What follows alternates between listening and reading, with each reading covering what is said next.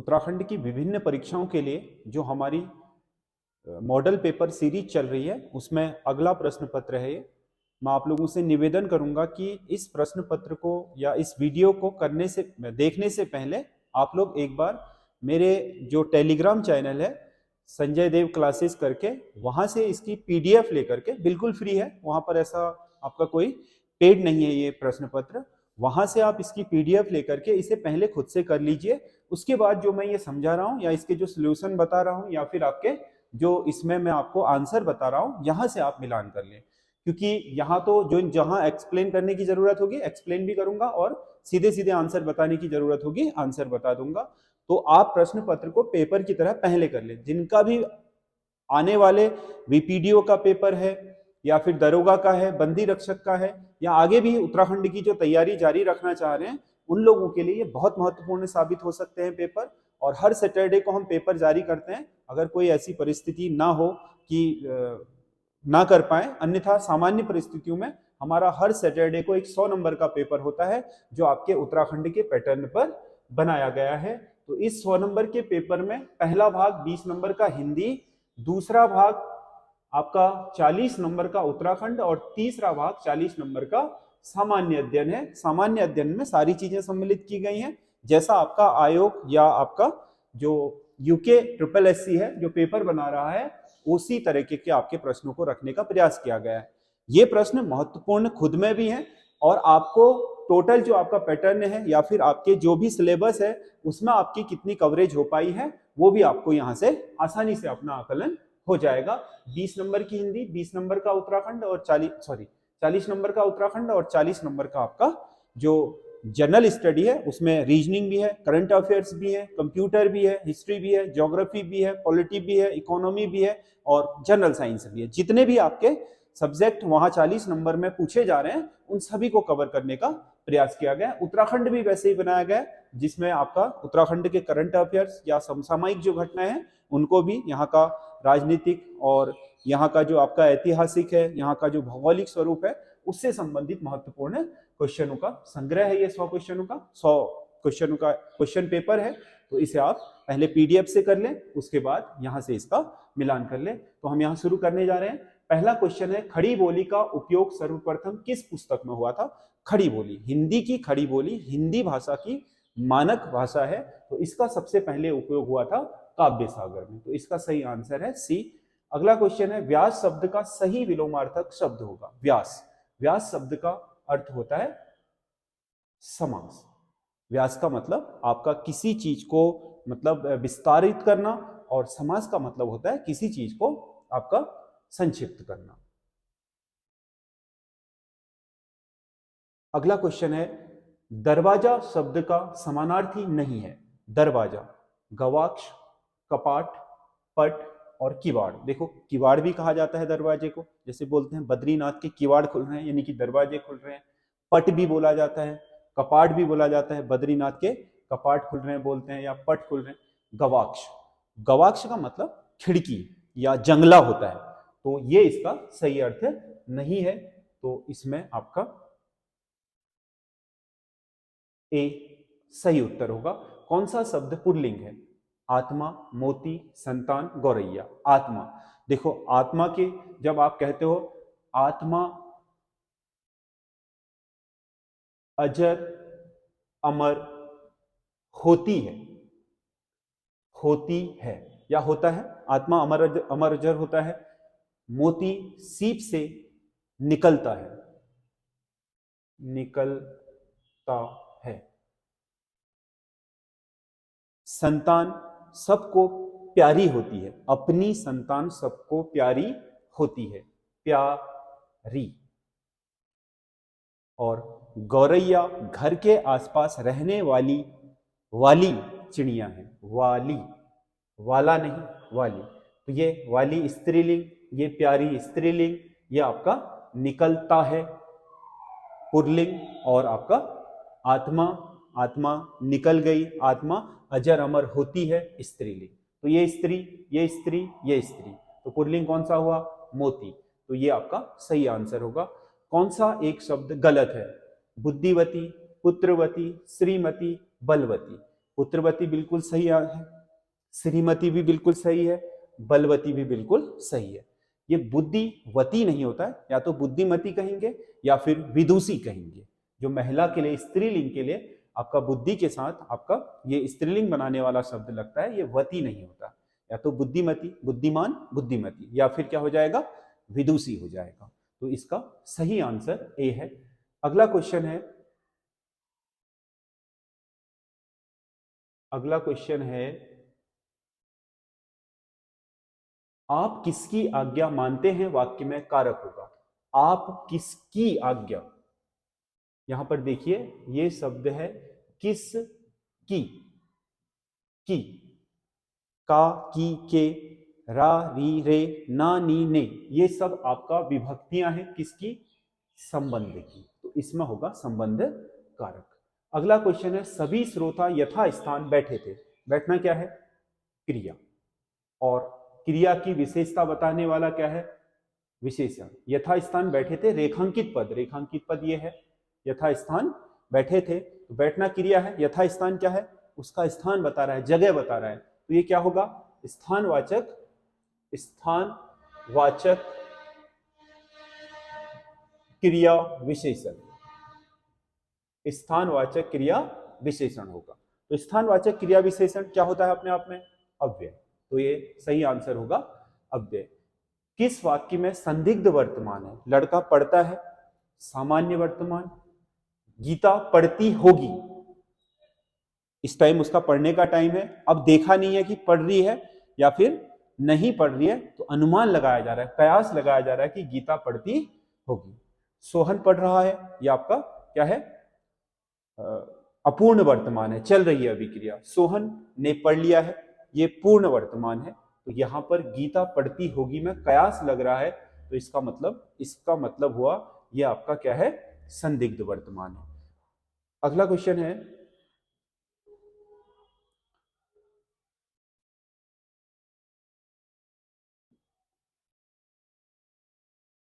किस वाक्य में दो उपसर्ग है, दो उपसर्ग। देखो ये जो शब्द बना है ये आपका स्वयं और वर से बना है। तो इसमें वर शब्द आपका मूल शब्द है, स्वयं उसका उपसर्ग है। ये उत्कर्ष से बना है, तो इसमें एक ही है। ये आपका बना है निह धन विवाद से, तो इसमें भी एक ही उपसर्ग है। इसमें देखिए निर धन आ धन करण, शब्द मूल क्या है, करण। अगर इसको कहते हो आकरण, तो इसमें सोच लो कि एक आपका उपसर्ग लगा है। अब ये जो आपके इसके आगे निर लगा है, ये भी एक उपसर्ग है। तो एक उपसर्ग निर है, एक उपसर्ग आ है, तो इस तरीके से ये बन गया है निराकरण। तो इसका आपका सही उत्तर होगा निराकरण। निराकरण इसका सही उत्तर होगा। अगला क्वेश्चन है, अपमान का भाव वाली हंसी। हास, हास तो सामान्य हंसी है। परिहास केवल मजाक उड़ाना है। व्यंग्य, व्यंग्य का मतलब किसी में मजाकिया लहजे में किसी से बात करना है। और उपहास का मतलब किसी की आपके ठेस पहुंचाने वाली, अपमान करने वाली। जैसे रावण के दरबार में विभीषण के आपका लात मार करके उसे निकाला गया, तो जैसे दरबारी हंस रहे हैं, तो ये आपका क्या है, अपमानित करने वाली हंसी। तो आप कह सकते हो कि रावण के दरबार में विभीषण का उपहास उड़ाया गया, ना कि परिहास हुआ, नहीं, उपहास। तो इसका सही आंसर होगा उपहास। अगला क्वेश्चन है, खर शब्द का अनेकार्थी है। खर आपका दुष्ट है। दुष्ट, दुष्ट का मतलब जो आदमी ठीक नहीं होता है उसे दुष्ट बोलते हैं। तो खर का मीनिंग ये भी होता है, खर तिनके को भी बोलते हैं और खर गधे को भी बोलते हैं। श्रृंगाल इसका नहीं होता है, श्रृंगाल इसका अनेकार्थी नहीं होता है। तो इसका सही आंसर श्रृंगाल होगा। दर्पण का पर्यायवाची नहीं है, आरसी। आरसी होता है, बोलते हैं ना, हाथ कंगन को आरसी क्या, पढ़े लिखे को फारसी क्या। हाथों में कंगन देखने के लिए शीशे की थोड़ी जरूरत पड़ती है, वो तो प्रत्यक्ष रूप से ही देख सकता है, तो आरसी तो होता ही है। आईना भी होता है और मुकुर भी होता है, दर्शन नहीं होता, दर्शन नहीं होता। अगला, मिश्र वाक्य पहचानिए। मिश्र वाक्य पहचानिए। जो वाक्य दिए गए हैं इनमें से मिश्र वाक्य कौन सा है ये बताना है। आपने ऐसा क्यों किया, इसमें एक ही उद्देश्य है, एक ही विधेय है, सरल वाक्य। गुड़िया ने कहा कि आज वह नहीं आएगी। अब देखो, गुड़िया ने कहा एक वाक्य, आज वह नहीं आएगी दो वाक्य, लेकिन उसने गुड़िया ने कहा कि लगा दिया, तो इससे क्या हो गया, पहला वाक्य अपूर्ण हो गया जो इसकी सहायता से पूर्ण होगा। जब किसी वाक्य में पहला वाक्य आपके दूसरे वाक्य के बिना पूर्ण ना होता हो, यानी कि एक वाक्य दूसरे वाक्य पर आश्रित हो गया हो, वाक्य या उपवाक्य कह सकते हो, तो उपवाक्य हो गई है इसके, क्योंकि ये वाक्य तो पूरा हो गया, इसके हिस्से को क्या बोलेंगे, उपवाक्य। तो जब ये दो सरल वाक्य मिलकर के एक वाक्य बना रहे हैं तो उन सरल वाक्यों को उस वाक्य में उपवाक्य कहा जाएगा। जब एक उपवाक्य दूसरे पर आश्रित हो जाता है तो ऐसे उपवाक्यों से बने हुए वाक्य को आपका मिश्र वाक्य बोलते हैं। बाकी बालक आया और चला गया, ये आपका संयुक्त वाक्य है, बालक आया चला गया, दो अलग अलग हैं। इनमें आपका तोड़ भी दोगे तो कोई फर्क नहीं पड़ता है, क्योंकि बालक आया इसके बिना भी पूरा हो जाएगा। अगला, मैं मेरे वहां पहुंचते ही खेल आरंभ हो गया, ये सरल वाक्य है। तो इसका सही आंसर आपका क्या था, गुड़िया ने कहा कि आज वह नहीं आएगी, यह होगा मिश्र वाक्य में। ज्ञानोदय शब्द में संधि होगा, ज्ञान धन उदय। अंतिम अंतुहा किसमें, नौ और औ में, नौ और औ में, यानी कि इसमें क्या है, नौ और औ से बना है ये, तो औ में अंत हुआ, उ में आरंभ हो गया। यदि पहले पद का अंत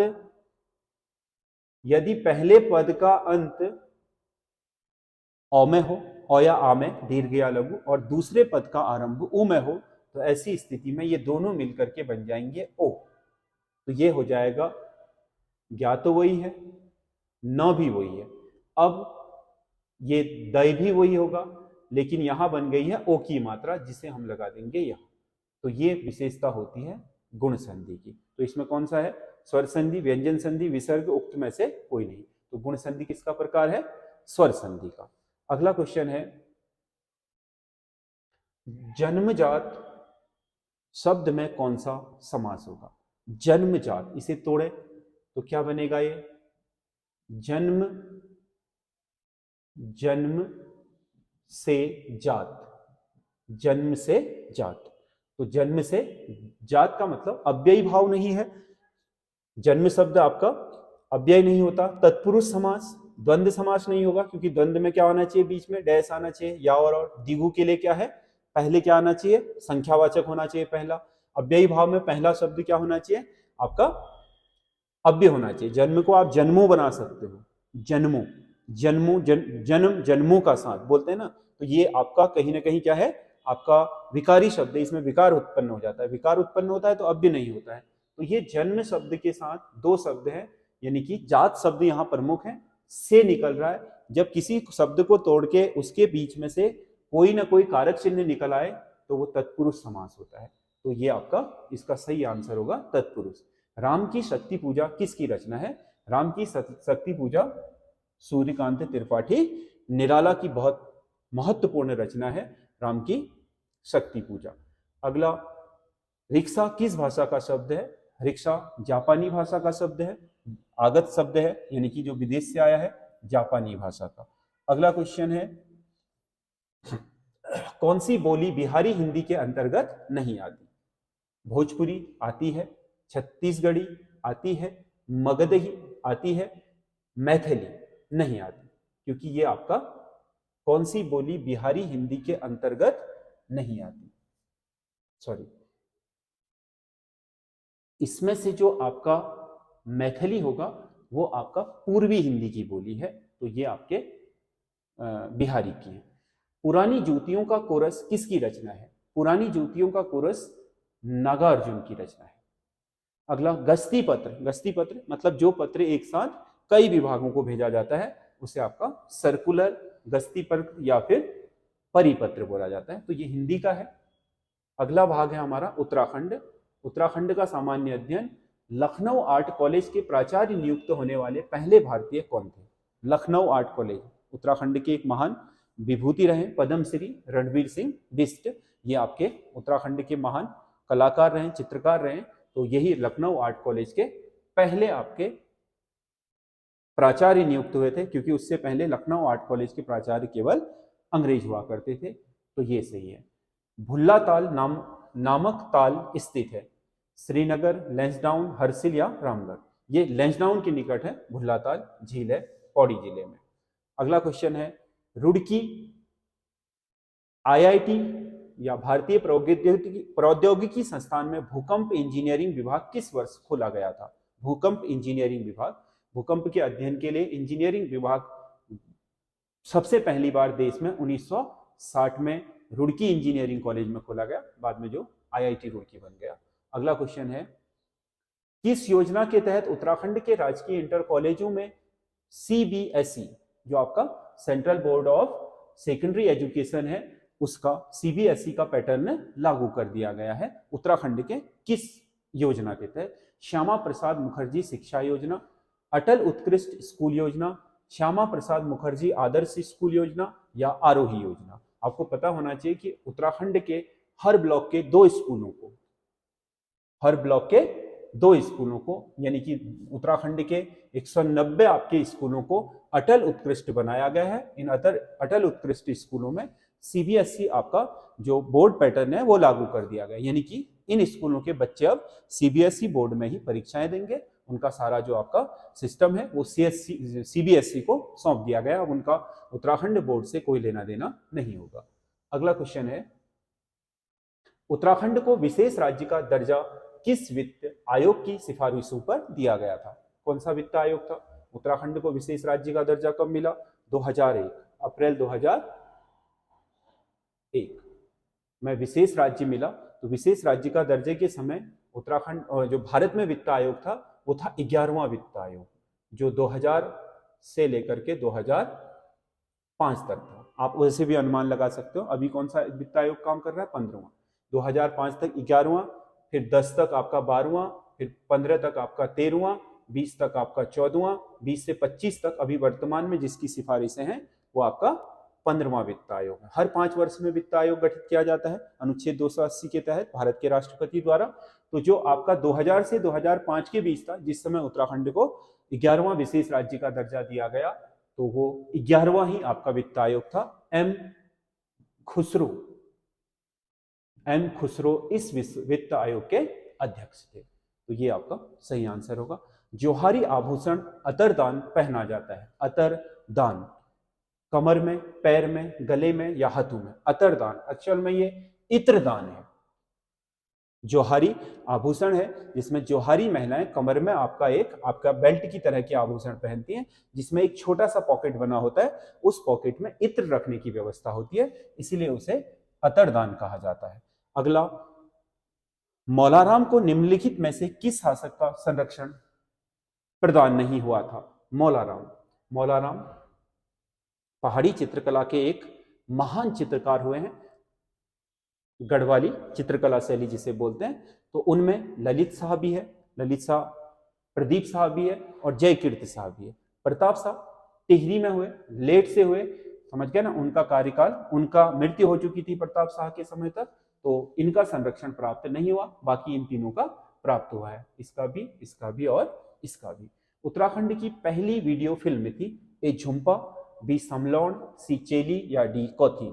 उत्तराखंड की जो पहली वीडियो एल्बम थी वो तो झुम्पा थी, लेकिन वीडियो फिल्म कह रहा है, ये ध्यान रखिएगा। अगर यहाँ पर एल्बम कहेगा तो वो झुम्पा है, और वीडियो फिल्म कहेगा तो वह है समलौन।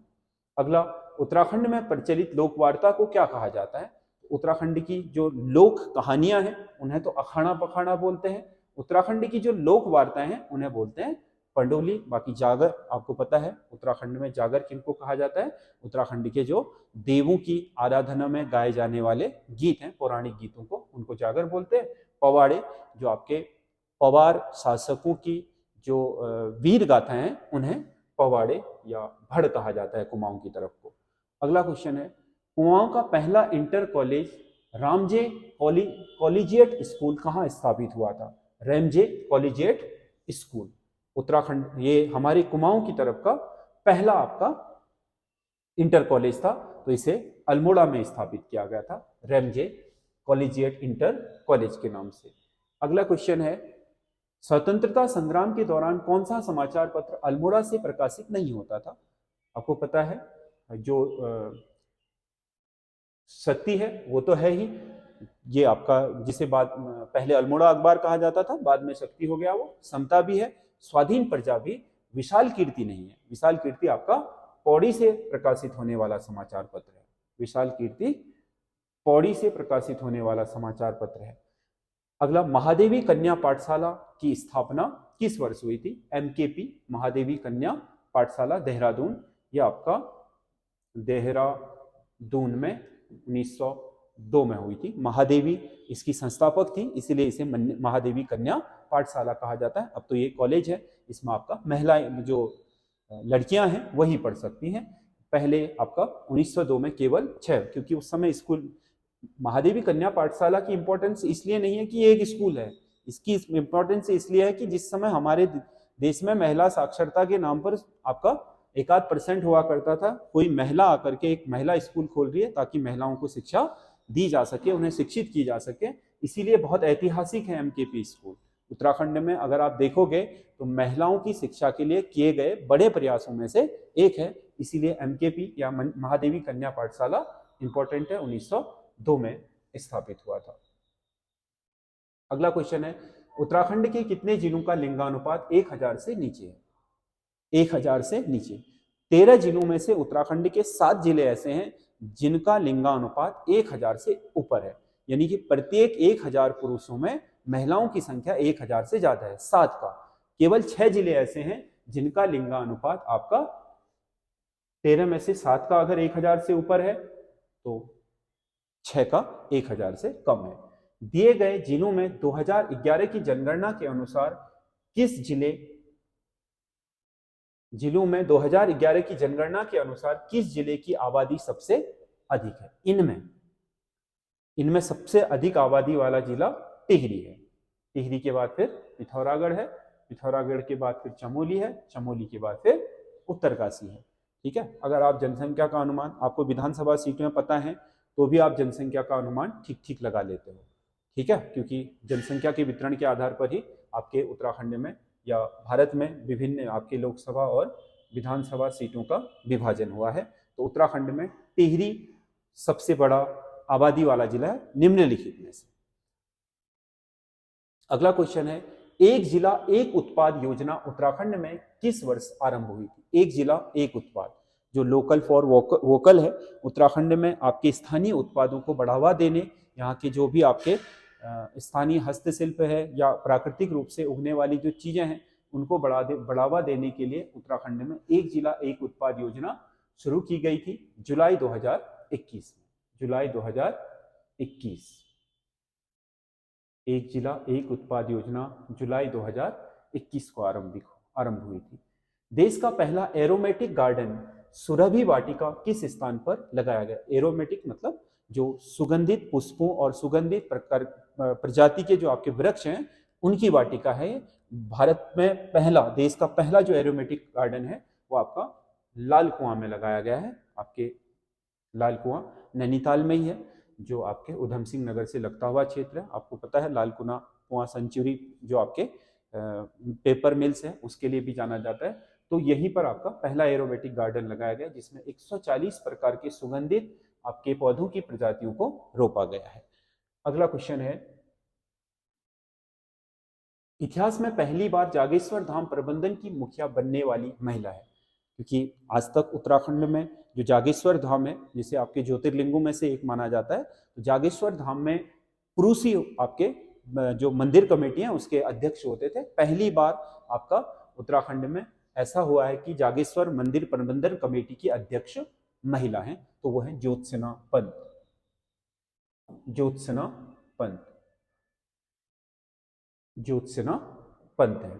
अगला, उत्तराखंड में अब तक कितने व्यक्तियों को भारत रत्न प्राप्त हो चुका है? पता है आपको? एक ही है भारत रत्न अभी तक, कौन है? गोविंद बल्लभ पंत। उसके अलावा किसी को नहीं मिल पाया भारत रत्न उत्तराखंड से। अगला क्वेश्चन है, एलिचपुर ब्रिगेड से कौन सी कुमाऊं रेजिमेंट का गठन किया गया था?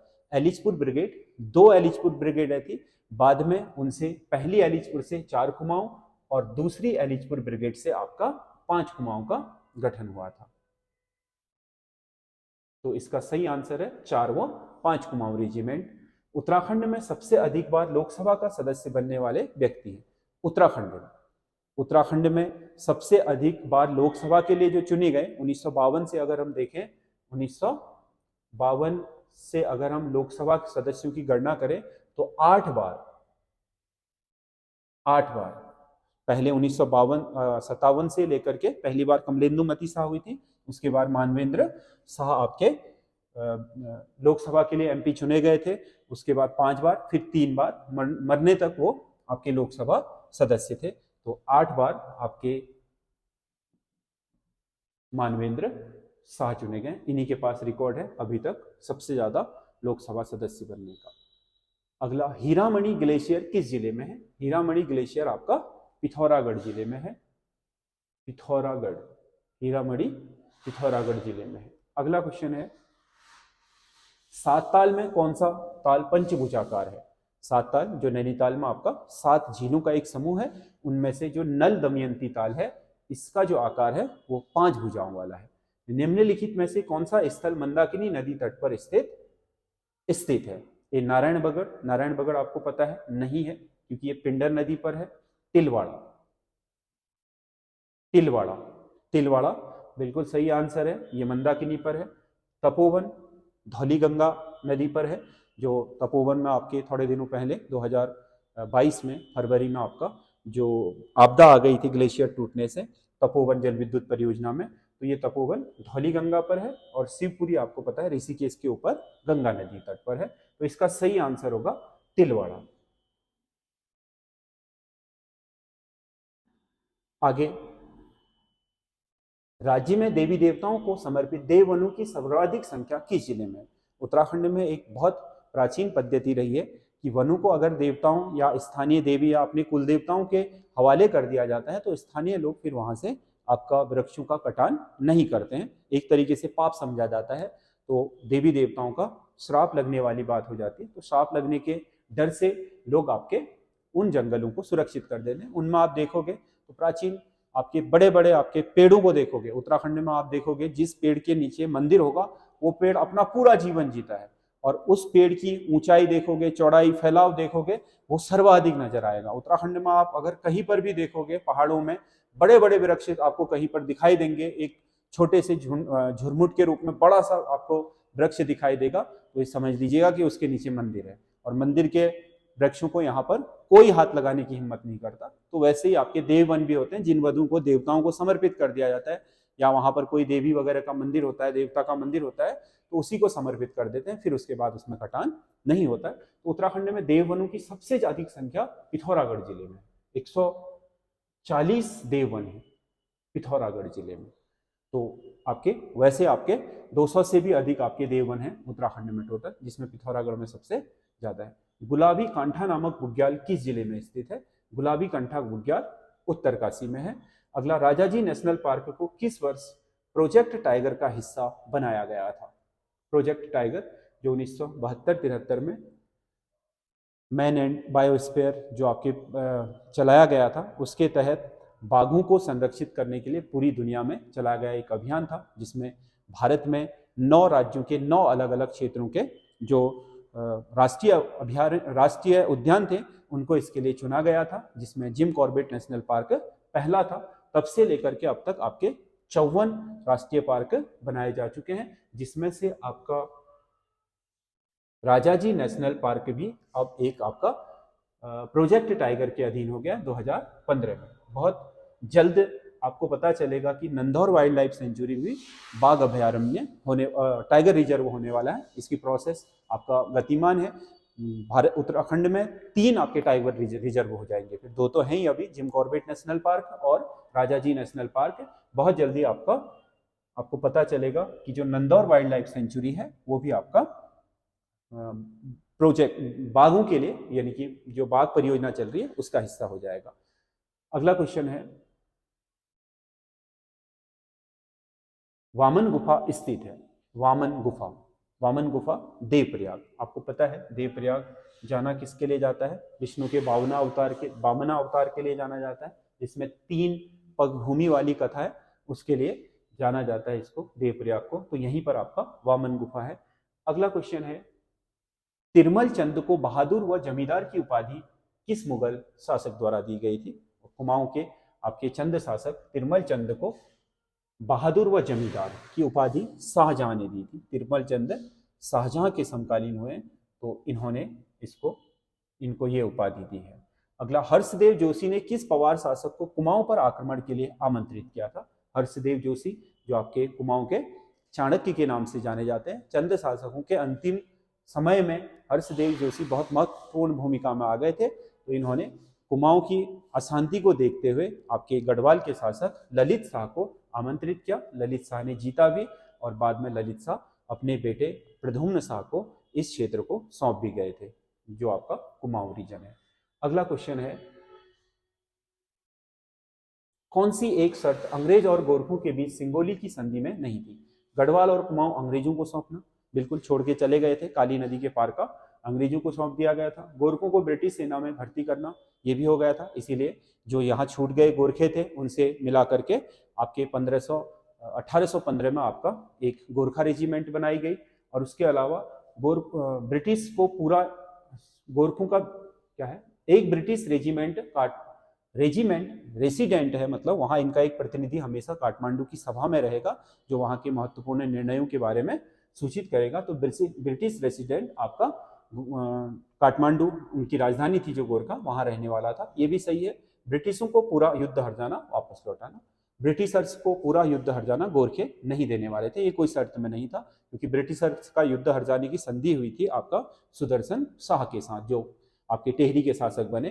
तो युद्ध का हर्जाना उठाने का जो बेड़ा उठाया था वो उन्होंने लिया था, क्योंकि उनकी भी आपस में संधि थी अंग्रेजों के साथ कि अंग्रेज अगर उत्तराखंड को गोरखा मुक्त कराने में उनकी सहायता करेंगे तो कुमाऊं और जो भी युद्ध में पैसा खर्च होगा वो पवार शासक अंग्रेजों को दे देंगे। और आपको पता होना चाहिए कि जब वो नहीं चुका पाए तो अंग्रेजों ने उस युद्ध हर्जाने, जो 7 लाख की रकम उस समय निकली थी, उसके बदले आपका ब्रिटिश जो गढ़वाल हम कहते हैं, मतलब अलकनंदा नदी के पूर्व का जो गढ़वाल है, वो आपका कुमाऊं कमिश्नरी में मिला लिया था अंग्रेजों ने, जिसमें आपका पौड़ी मुख्यालय बना बाद में। अगला, स्वतंत्रता आंदोलन में इसका सही आंसर होगा ये वाला, ब्रिटिश को पूरा युद्ध हर जाना लौटाना, ये इस शर्त में नहीं था। अगला, स्वतंत्रता आंदोलन में उत्तराखंड की किस महिला को जिंदा या मुर्दा पकड़ने का फरमान जारी हुआ था? कुंती वर्मा। उत्तराखंड में आपका जो नमक सत्याग्रह सविनय अवज्ञा आंदोलन हुआ था नमक सत्याग्रह के रूप में, तो उत्तराखंड में विदेशी वस्तुओं का बहिष्कार करने के लिए कुंती वर्मा ने बहुत अथक प्रयास किए थे। तो उनका और जो झंडारोहण है जो अल्मोड़ा की नगर पालिका भवन पर फहराया जाना था, उसमें मुख्य भूमिका में रही। उसके अलावा भी यहाँ की महिलाओं को संगठित करने और स्वतंत्रता संग्राम में महिलाओं की भूमिका को बढ़ चढ़ के आपके भाग लेने के लिए प्रोत्साहित करने का योगदान कुंती वर्मा और भागीरथी देवी को दिया जाता है। कुंती वर्मा इनकी लीडर थी, इसीलिए इन्हें जिंदा या मुर्दा पकड़ने पर अंग्रेजों ने नगद इनाम की घोषणा की थी। अगला क्वेश्चन है, उत्तराखंड क्रांति दल का प्रथम विभाजन किस वर्ष हुआ था? उत्तराखंड क्रांति दल जो आपका उत्तराखंड राज्य आंदोलन से जुड़ा हुआ एक महत्वपूर्ण आपका संगठन था। बाद में उत्तराखंड राज्य के बाद एक राजनीतिक संगठन के रूप में इसने प्रतिभाग भी किया, लेकिन स्थानीय लोगों की आकांक्षाओं के अनुरूप कार्य न करने या अपने पास उनके पास एक योजना न होने के कारण उत्तराखंड की राजनीति में वो आगे चल नहीं पाए। शुरुआत में तो उन्हें ठीक ठाक सीटें मिलनी शुरू हो गई थी, परंतु बाद में वो घटती चली गई और इस बार तक आपका उनकी एक भी सीट नहीं है। तो क्रांति दल का विभाजन वैसे 1989 में ही हो गया था पहली बार, और क्योंकि इसमें मतभेद हो गए थे और युवा नेता काशी सिंह ऐरी को क्रांति दल की जो आपकी कमान है, जो मुख्य रूप से आपके उत्तराखंड राज्य आंदोलन को आगे बढ़ा रहे थे, तो वो मिली थी आपके काशी सिंह ऐरी को। निम्नलिखित में से किस जिले के साथ अल्मोड़ा जिले की सीमा नहीं लगती है? अल्मोड़ा की पौड़ी के साथ लगती है, चमोली के साथ भी लगती है और आपका चंपावत के साथ भी लगती है। तो इसमें रुद्रप्रयाग जिला है जिसकी सीमा अल्मोड़े के साथ नहीं लगती है। अगला, निम्नलिखित में से किस चोटी की ऊंचाई सबसे अधिक है? ये चोटियां दी गई हैं उत्तराखंड हिमालय की, तो इसमें से आपका किस चोटी की सबसे अधिक ऊंचाई है? चौखंबा, त्रिशूल और सतोपंत और दूनागिरी। चौखंबा इसमें सबसे ऊंची है, 7140 या 138 दी रहती है कहीं पर, 7120, और इसकी है 7084 मीटर, और इसकी है 7066 मीटर। तो इसमें सबसे लंबी आपका चौखंबा होगी। अगला, उत्तराखंड के इतिहास में दर्ज सबसे तीव्रतम भूकंप का केंद्र। आज तक के इतिहास में उत्तराखंड में सबसे तीव्र भूकंप सितंबर 1803 में आया था, जिसे आपका जो चमोली का भूकंप कहा जाता है, इसका केंद्र था बद्रीनाथ। और रिक्टर स्केल पर अब तक दर्ज सबसे तीव्र भूकंप है ये, और इसकी तीव्रता थी 9। रिक्टर स्केल पर 9 की तीव्रता, तो केंद्र था इसका बद्रीनाथ। अगला क्वेश्चन है, उत्तराखंड के शीतोष्ण पेटी में उत्तराखंड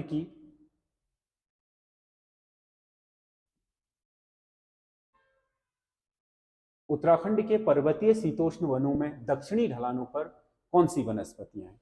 जो उत्तराखंड में पर्वतीय शीतोष्ण वन है, 1800 मीटर से आपके 2700 मीटर तक जिन वनों का बाहुल्य है, उन्हें पर्वतीय शीतोष्ण वन कहा जाता है। अगर उसमें देखोगे तो उत्तराखंड की पर्वत श्रेणियां क्या है, पूरब से पश्चिम है, तो उनका एक ढाल उत्तर की तरफ होता है, एक ढाल दक्षिण की तरफ। अगर दक्षिणी ढालों पर देखोगे तो आपको बांज बाहुल्य वृक्ष मिलेंगे, और उत्तरी ढालों पर देखोगे देवदार। अगर देवदार आपको कहीं भी ज्यादा मात्रा में मिलेगा तो उत्तराखंड में जो आपकी पर्वत श्रृंखला है उनके दक्षिण की तरफ उत्तर की तरफ, हिमालय की तरफ जो मुख है उसमें मिलेगा, और जो आपका तराई की तरफ मुख वाले ढाल हैं उनकी तरफ बांज मिलेगा। तो इसमें सही आंसर होगा बांज। दक्षिणी ढलानों पर उत्तराखंड में बांज पाया जाता है। पावलगढ़ है ये, पावलगढ़ संरक्षण आरक्षित किस जिले में स्थित है? तो ये आपका नैनीताल जिले में है। आपके जो संरक्षित आरक्षितियां हैं उनमें किसी विशेष वर्ग को संरक्षित किया गया है।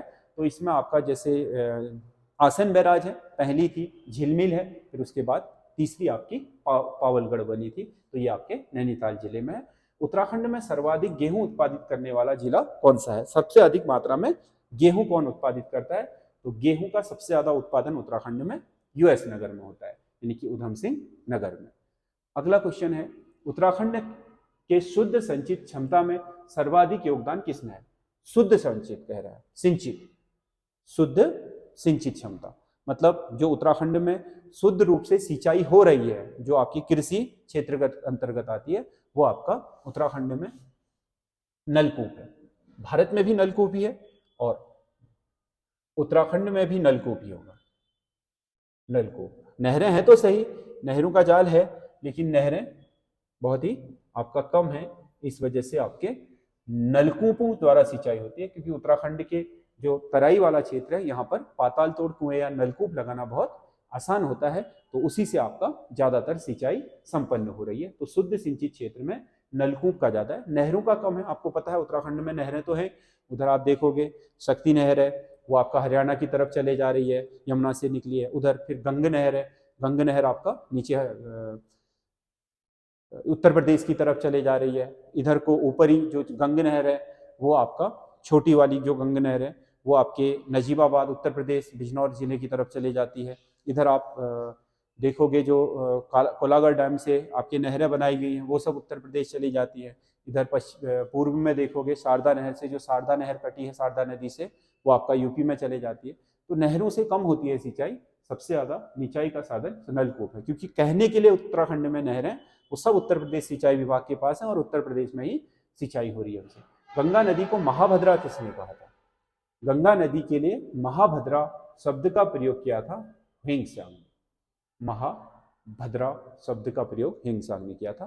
तो ये उत्तराखंड के 40 क्वेश्चन है, विभिन्न सेक्टर से हमने इन्हें तैयार करा हुआ है, तो आपके बहुत मदद कर सकते हैं ये, एक तो सिलेबस समझने में और दूसरा आपका उत्तराखंड का जो भी आपके इंपॉर्टेंट क्वेश्चन है उससे।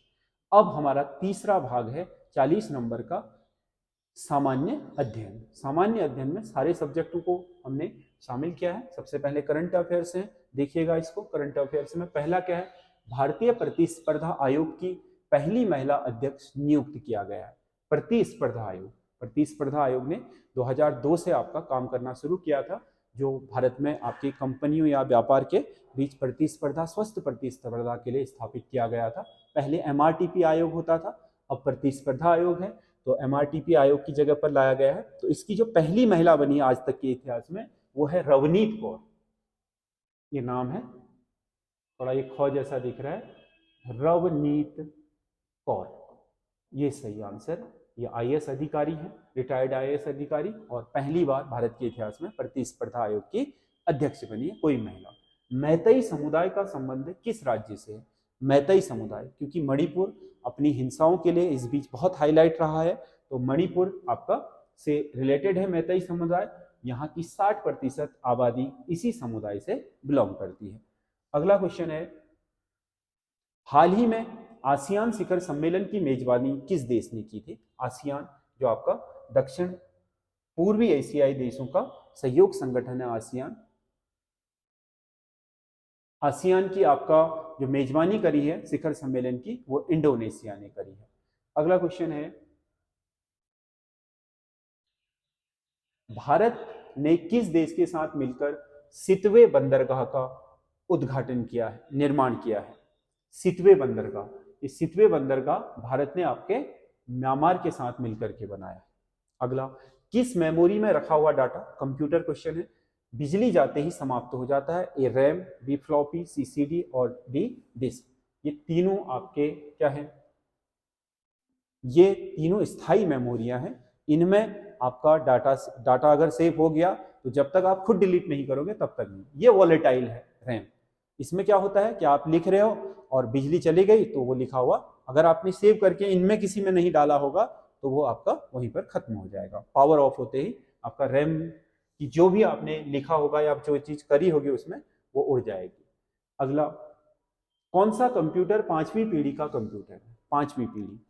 5वीं पीढ़ी के कंप्यूटर माइक्रो कंप्यूटर है। माइक्रो का मतलब यहाँ बहुत सूक्ष्म से नहीं है, कंप्यूटर की पीढ़ी में माइक्रो का मतलब है जिसे हम अपने साथ वहन कर सकते हैं, अपने साथ इधर उधर ले जा सकते हैं। देखो लैपटॉप आपका माइक्रो कंप्यूटर है, पाम टॉप जो मोबाइल फोन वगैरह है, या घड़ी में भी आप देख रहे होगे आजकल बहुत सारे फीचर आ रहे हैं, वो सब आपके कैसे माइक्रो कंप्यूटर, इन्हें हम 5th जनरेशन कंप्यूटर का कहते हैं। अगला, लोगो भाषा का प्रयोग किया जाता है। जो आपका लोगो भाषा है वो आपके बच्चों की लर्निंग के लिए, यानी कि बच्चों को शिक्षा देने के लिए तैयार की गई एक कंप्यूटर की भाषा है।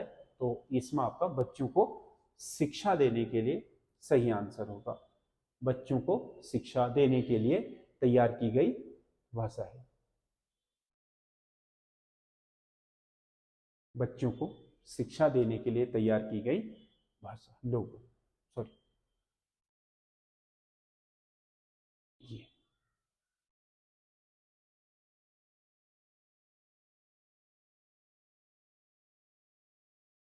अगला क्वेश्चन है, डाटाबेस में रखा गया डाटा एक्यूरेट और रिलायबल हो तो उसे कहा जाता है? एक्यूरेट मतलब बिल्कुल सही हो और रिलायबल का मतलब विश्वसनीय हो। ऐसे डाटा को बोलते हैं डाटा रेडिडेंसी या फिर डाटा इंटीग्रिटी। डाटा रेडिडेंसी होता है, डाटा रिलायबिलिटी या फिर उपरोक्त में से कोई नहीं। डाटा इंटीग्रिटी यानी कि डाटा की जो शुद्धता है, डाटा की जो विश्वसनीयता है उसे बनाए रखने को कहा जाता है डाटा इंटीग्रिटी। ये आपके कंप्यूटर के क्वेश्चन है। आगे देखो, अब इतिहास शुरू हो गया है। इतिहास में आपका पहला क्वेश्चन जो है वो आपके, किस वेद में सभा और समिति को प्रजापति की 2 पुत्रियां कहा गया है? सभा और समिति वैदिक काल की जो आपके वहाँ की जो सामाजिक व्यवस्था है उनको नियंत्रित करने वाली या उनके फैसले लेने वाली जो जो महत्वपूर्ण आपके मानवीय जो सभाएं थी उन्हें सभा और समिति कहा जाता था। तो उनका उल्लेख है अथर्ववेद में। कनिष्क की राजधानी क्या थी? कनिष्क जो आपके कुषाण शासक थे कनिष्क, उन्होंने अपनी राजधानी बनाई थी पुरुषपुर को। अगर दूसरी राजधानी कभी पूछे तो दूसरी आपकी मथुरा थी। पुरुषपुर आधुनिक में पाकिस्तान का पेशावर हो गया, ये द्वितीय राजधानी है। 2 राजधानियां थी आपके भारत में कुषाणों की, पहली पुरुषपुर थी यानी कि पेशावर, दूसरी मथुरा थी। अगला क्वेश्चन है, सिकंदर लोदी द्वारा रचित ग्रंथ फरहंगे सिकंदरी किस विषय से संबंधित है? फरहंगे सिकंदरी। सिकंदर लोदी का यह ग्रंथ था आपका फरहंगे सिकंदरी आयुर्वेद पर है। इसने दो आपकी ग्रंथों की रचना करवाई थी, एक तो आपका फरहंगे सिकंदरी है और एक आपका इसने जो भारतीय गायन पद्धति है लज्जते सिकंदरी, वो आपका इसने गायन गायन विद्या पर आपके अनुवादित करवाई थी। और एक आपका इसने स्वयं भी अपनी रचनाएं लिखी थी जिसे हम गुलरुखी शीर्षक की कविताएं बोलते हैं। तो यहां इसका सही आंसर आयुर्वेदिक ग्रंथ है, आयुर्वेदिक ग्रंथ है फरहंगे सिकंदरी। भारतीय ग्रंथों का आपका फारसी में अनुवाद था। भारत में ब्रिटिश शासकों द्वारा संचार साधन के रूप में किस क्षेत्र का विकास सर्वप्रथम हुआ? रेलवे, डाक तार, 1953। ये जो नौ परिवहन है वो भी आपका 1865 के बाद शुरू, भारत के परिप्रेक्ष्य में। वैसे तो नौ परिवहन तो वो कर ही रहे थे, उसी से आए थे यहाँ पर। तो भारत में आपका सबसे पहले इन्होंने ग्रांड ट्रंक सड़क बनाई थी 1842-43 में। आपका जो लॉर्ड ऑकलैंड हुआ था उसने ग्रांड ट्रंक सड़क को ग्रांड ट्रंक सड़क नाम दिया, जो पहले छत्रपति शिवाजी के काल में बांग्लादेश का जो सोनार गांव है वहां से लेकर के पूरे भारत के मध्य से होते हुए आपका पश्चिम बंगाल है, बिहार है, उत्तर प्रदेश है, दिल्ली है और पंजाब होते हुए आपके पंजाब प्रांत से पाकिस्तान के सिंध तक जाती थी, उसे ग्रांड ट्रंक सड़क कहा जाता था। तो ग्रांड ट्रंक सड़क वैसे बना तो ये रास्ते के रूप में आपका छत्रपति शेरशाह सूरी ने बनाई थी, परंतु बाद में अंग्रेजों ने उसे ग्रांड ट्रंक नाम दिया 1843 में। तो सबसे पहले इसका विकास हुआ है। अगला क्वेश्चन है, ब्रह्म समाज को आध्यात्मिक रूप किसने विकसित किया? ब्रह्म समाज का आध्यात्मिक रूप मतलब एक सामाजिक संगठन के साथ साथ उसे आध्यात्म के साथ जोड़ने का जो काम किया था वो किया था देवेंद्रनाथ टैगोर ने। देवेंद्रनाथ टैगोर जो बहुत ही आध्यात्मिक या महर्षि भी कह सकते हो आप इनको, महर्षि यानी कि ऋषि परंपरा से जुड़े हुए थे। रविंद्रनाथ टैगोर के पिता है द्वारकानाथ टैगोर, फिर देवेंद्रनाथ टैगोर, फिर हुए रविंद्रनाथ टैगोर, या उनके जो भाई थे सत्येंद्रनाथ टैगोर या अवनींद्रनाथ टैगोर वगैरह, तो उनके पिता थे रविंद्रनाथ टैगोर के देवेंद्रनाथ टैगोर। राजा राम मोहन राय की मृत्यु के बाद कुछ समय के लिए जो आपका ब्रह्म समाज है उसका जो नेतृत्व आया था वो आपका द्वारकानाथ टैगोर के पास आया था, फिर देवेंद्रनाथ टैगोर के पास चला गया था। इन्होंने ही आध्यात्मिक रूप दिया। बाद में फिर ये हिमालय में तपस्या करने के लिए चले गए, तो इन्होंने आचार्य केशव चंद्र सेन को इसकी कमान सौंप दी थी, लेकिन केशव चंद्र सेन इसमें आध्यात्मिकता ले आए तो फिर इनका विवाद हो गया। बाद में ब्रह्म समाज दो भागों में अलग हो गया था। तो आध्यात्मिक रूप देने का श्रेय जाता है देवेंद्रनाथ टैगोर को। अगला क्वेश्चन है, बांग्लादेश की स्वतंत्रता के समय पाकिस्तान का शासक कौन था? ए अयूब खां, बी याहिया खां, सी जुल्फिकार अली भुट्टो और डी महबूब खां। कब हुआ बांग्लादेश स्वतंत्र? बांग्लादेश स्वतंत्र हुआ 1971 में। तो उसकी जो समय था उस समय याहिया खान आपके बांग्लादेश के पाकिस्तान के शासक हुआ करते थे। इन्हीं के अत्याचारों से आपके पीड़ित होकर के बांग्लादेशी लोगों ने भारत की तरफ आपके आवागमन शुरू कर दिया था। 1 करोड़ से ज़्यादा बांग्लादेशी हिंदू वगैरह आपके बंगाली लोग भारत आ गए थे, जिन्हें चकमा शरणार्थी कहा जाता है। और चकमा शरणार्थियों के कारण भारत में बोझ तो बढ़ ही रहा था। तो उसी समय आपके जो शेख मुजीबुर रहमान थे, आजकल जो शेख हसीना है उनके पिता, उन्होंने बांग्लादेश की स्वतंत्रता का आपका आह्वान किया और उस क्षेत्र में आपका क्रांति शुरू करी और इंदिरा गांधी से आग्रह किया कि वो उनकी मदद करे। तो इंदिरा गांधी ने ऑपरेशन मुक्ति वाहिनी चला करके, ऑपरेशन मुक्ति वाहिनी 1971 का जो भारत पाक युद्ध है, तो उसी के बाद ये युद्ध शुरू हुआ और उसमें बांग्लादेश स्वतंत्र होकर के एक नया राष्ट्र बना। अगला क्वेश्चन है, पेट्रोलियम के लिए प्रसिद्ध अंकलेश्वर किस राज्य में स्थित है? अंकलेश्वर आपका गुजरात का तटवर्ती क्षेत्र है, यहाँ से आपका पेट्रोलियम प्राप्त किया जाता है। वैसे पेट्रोलियम की अधिकता के कारण इसे भारत का साइबेरिया भी बोला जाता है। अगला क्वेश्चन है, निम्नलिखित में से कौन सी पर्वत चोटी सबसे पश्चिम में है? नेपाल हिमालय की है, विश्व की सबसे ऊंची चोटियां हैं। अगर आप नेपाल के मैप में देखोगे, नेपाल का मैप आपका इस तरीके का है। नेपाल के मैप में अगर आप देखोगे तो सबसे इधर सीमा में जो सिक्किम उसके साथ लगता हुआ हिमालय है, इसमें है कंचनजंगा और मकालू पर्वत यहाँ पर है। मकालू और मकालू के ठीक उत्तर पश्चिम में आपका एवरेस्ट है, और ये जो धौलागिरी है वो आपके इधर की ओर है, जो पश्चिमी आपका नेपाल है उसमें। तो अगर आपसे पूछ रहा है निम्नलिखित में से कौन सी पर्वत चोटी सबसे पश्चिम में है, तो ये पूरब हो गया, इधर से पश्चिम की ओर धौलागिरी सबसे पश्चिम होगा, तो ये आपका सही आंसर है। अगला, निम्नलिखित में से कौन सा पठार अंतर पर्वतीय पठार है? अंतर पर्वतीय पठार ऐसे पठारों को कहा जाता है जो पर्वत श्रृंखलाओं के बीच में बन गए हो पठार, क्योंकि पठार आपको पता है कि उनका जो शीर्ष होता है वो हमेशा कैसा होता है, आपके गुंबदाकार होता है। पर्वत कैसे होते हैं, तीखे या शंकु आकार शीर्ष वाले होते हैं।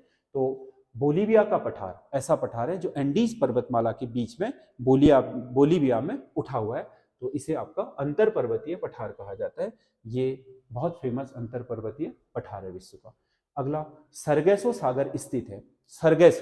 सरगैसो एक समुद्री घास होती है जो आपके अटलांटिक महासागर के मध्य अटलांटिक में आपका बहुत लंबे क्षेत्र में जड़विहीन घासें हैं, ये पूरे क्षेत्र में फैले रहती हैं, इसीलिए इस क्षेत्र को सरगैसो सागर कहा जाता है। सरगैसो आपका जड़विहीन घासें हैं जो अटलांटिक महासागर के मध्यवर्ती भाग में पाई जाती हैं, तो उसी के नाम से अटलांटिक महासागर के इस भाग को सरगैसो सागर कहा जाता है।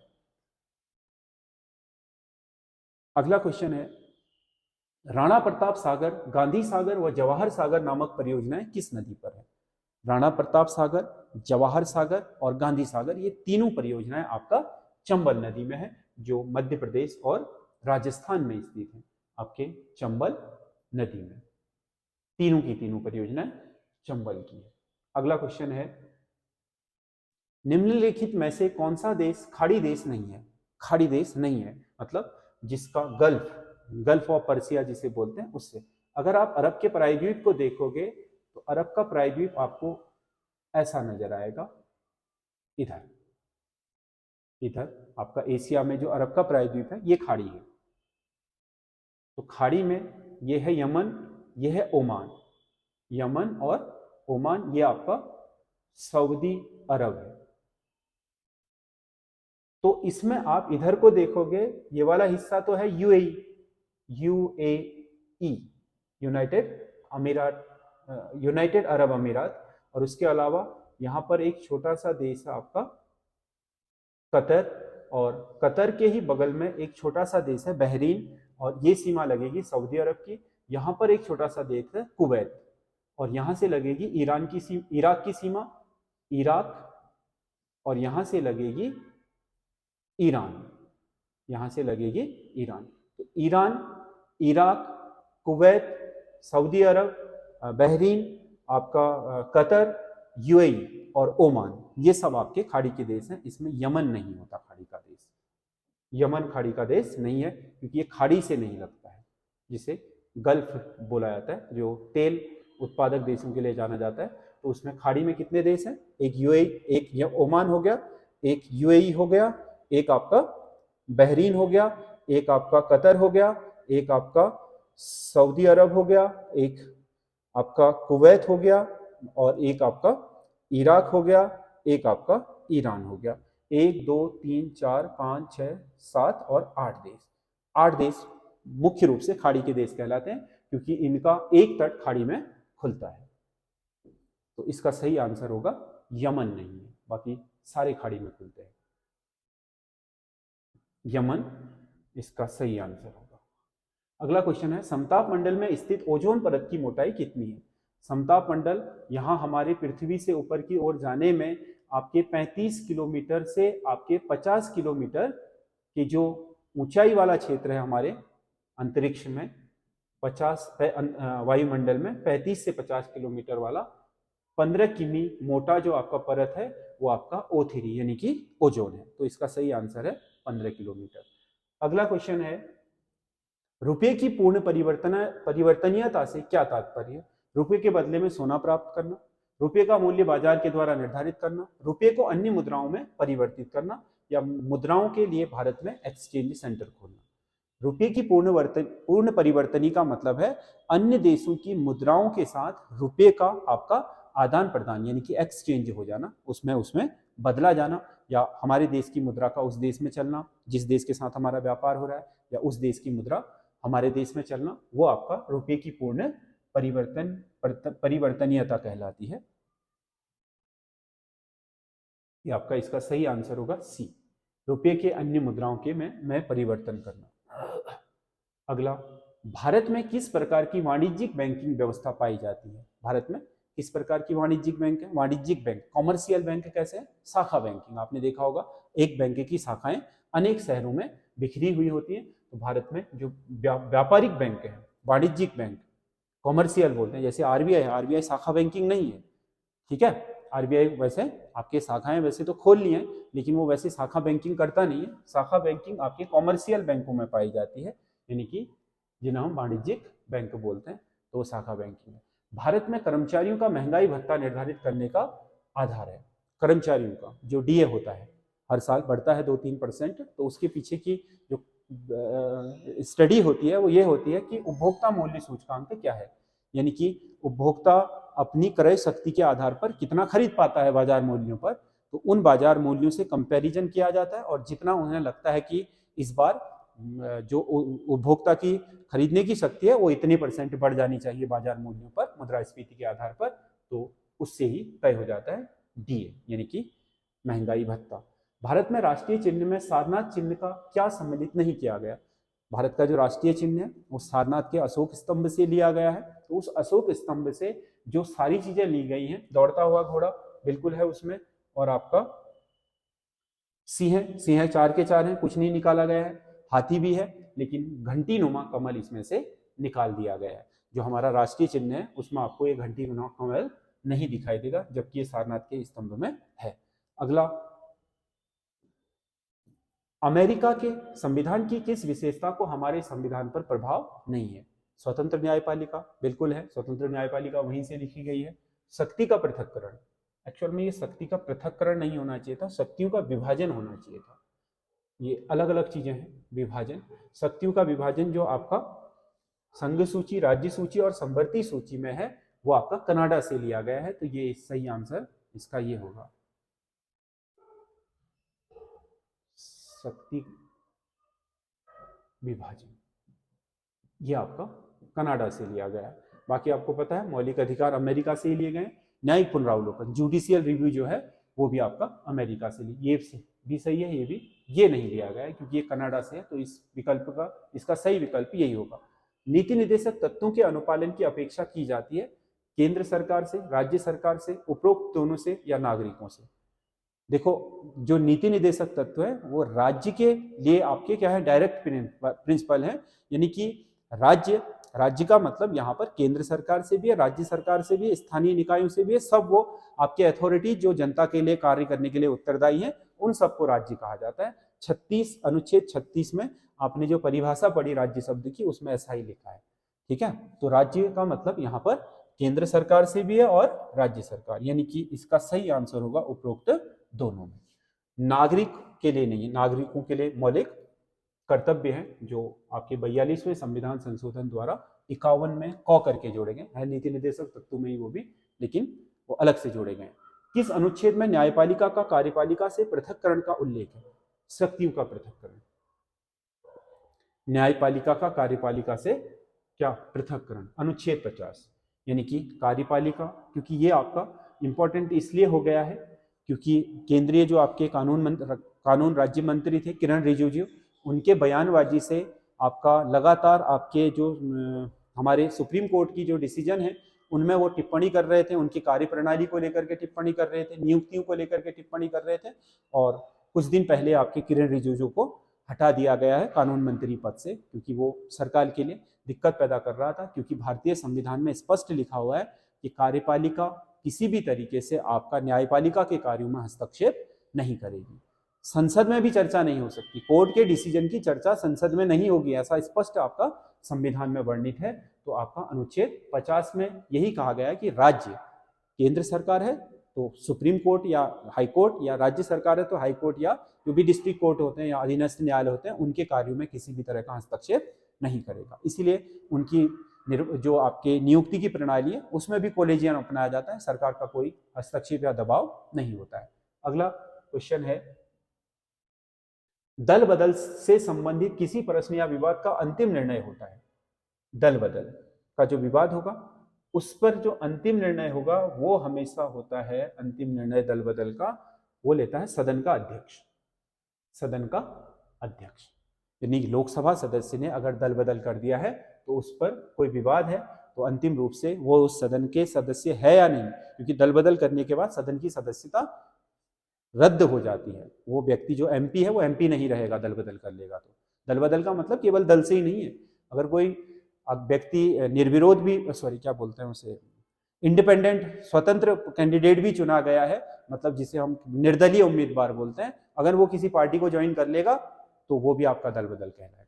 पार्टी को समर्थन देना अलग बात है, सदस्यता ग्रहण करना अलग बात है। दल कोई नहीं बदल सकता। निर्विरोध जो आपका किसी पार्टी से चुना गया है तो वो अपनी पार्टी में रहेगा 5 साल के कार्यकाल के लिए। यदि कोई व्यक्ति आपका निर्वाचित हुआ है इंडिपेंडेंट कैंडिडेट के रूप में तो वो इंडिपेंडेंट ही रहेगा, किसी पार्टी का सदस्य नहीं बनेगा 5 साल। ठीक है, जितने टाइम पीरियड है उसका। तो इस पर अंतिम निर्णय सदन के अध्यक्ष का होता है। लोकसभा है तो लोकसभा अध्यक्ष, राज्यसभा है तो राज्यसभा अध्यक्ष और विधानसभा है तो विधानसभा अध्यक्ष। चुनाव में मतपत्रों का उपयोग सर्वप्रथम कहाँ हुआ था? ऑस्ट्रेलिया। बैलेट पेपर यूज करने वाला दुनिया का पहला राष्ट्र ऑस्ट्रेलिया था। अगला क्वेश्चन है, रेशम का कीड़ा अपने जीवन काल के किस चक्र में तंतु बनाता है? जो तंतु रेशम का जो आपका फाइबर बनता है वो आपका प्यूपा काल में बनाता है, प्यूपा। अगला क्वेश्चन है, चावल के खेत में उपयोग होने वाली जलीय फर्न है। चावल के खेत में किसका होता है? एजोला का। जलीय फर्न क्या है? चावल के खेत में उपयोग होने वाली एजोला। एजोला का उपयोग किया जाता है जिसमें साइनोबैक्टीरिया पाए जाते हैं जो आपके विभिन्न तरह के नाइट्रोजनीकरण करके आपकी जमीन को नाइट्रोजन से भरपूर बनाता है। तो धान की खेती के लिए काफी उपयोगी है। प्रथम एशियाई खेल का आयोजन स्थल था। प्रथम एशियाई खेल 1951 में कहाँ हुए थे? दिल्ली में, पहले एशियन गेम्स। नेताजी सुभाष चंद्र बोस खेल संस्थान कहाँ स्थित है? नेताजी सुभाष चंद्र बोस खेल संस्थान स्थित है पटियाला में, पंजाब के पटियाला में। अगला क्वेश्चन है, पॉलिटिक्स किसकी रचना है? पॉलिटिक्स आपका अरस्तु की रचना है। महान दार्शनिक यूनान के अरस्तु ने लिखी थी पॉलिटिक्स नामक बुक। अगला, दी गई श्रृंखला में अगला पद क्या होगा? श्रृंखला देख लो, 2, 10, 26, 50 और 82 की बनी है। तो 2 क्या है? 1 का वर्ग प्लस 1 बराबर 2। दूसरा क्या है? 3 का वर्ग प्लस 1 10, 3 3 9 1 10। अगला क्या है? 5 का वर्ग प्लस 1 यानी कि कितना है? 26। 1 3 5। अगला क्या है? 7 का वर्ग प्लस 1 50। 8 का वर्ग प्लस 8 नहीं होगा, 9 का वर्ग प्लस 1 81। अब क्या होगा? 9 2 11 का वर्ग प्लस 1 यानी कि 11 गुणा 11 बराबर 121 प्लस 1 बराबर कितना हो जाएगा? 122। यानी कि ये सीरीज बन रही है विषम संख्याओं के 1 3 5 7 9 और 11 के वर्ग प्लस 1 से। अगला क्वेश्चन है, 26 जनवरी 2024 को कौन सा दिन होगा? 26 जनवरी 2014 को कौन सा दिन होगा? अब देख लो, 26 जनवरी 2024 कौन सा दिन होगा? आज क्या बार है? आज कितनी तारीख है? 20। 20 तारीख कौन सा महीना है? 20 तारीख का ये महीना है आपका मई। मई में कितने बचे? अब 11 दिन बचे।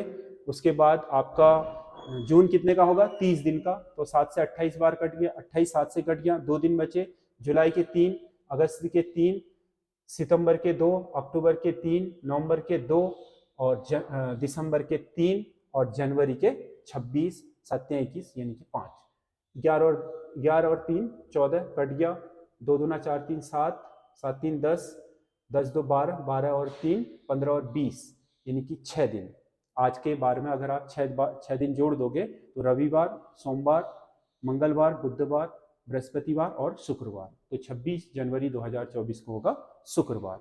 यदि किसी कूट भाषा में DFHJ को WUSQ लिखा जाता है तब RTVX को क्या लिखा जाएगा?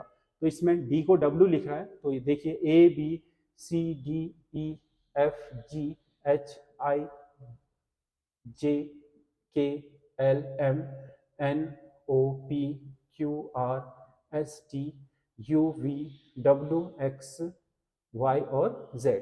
कभी भी आप लिखते हो तो 13 तक है, 13 के नीचे यहां से, क्योंकि देखो D के अपोजिट में W होता है F के अपोजिट में क्या है, U है, H के अपोजिट में क्या है, S है, और J के अपोजिट में क्या है, Q। तो बताइए, अपोजिट को ही कर रखा है, तो अब आप यहां अपोजिट में लीजिए। R का अपोजिट क्या होगा, R का अपोजिट I, T का अपोजिट क्या होगा, G, V का अपोजिट क्या होगा, E, और X का अपोजिट क्या होगा, C।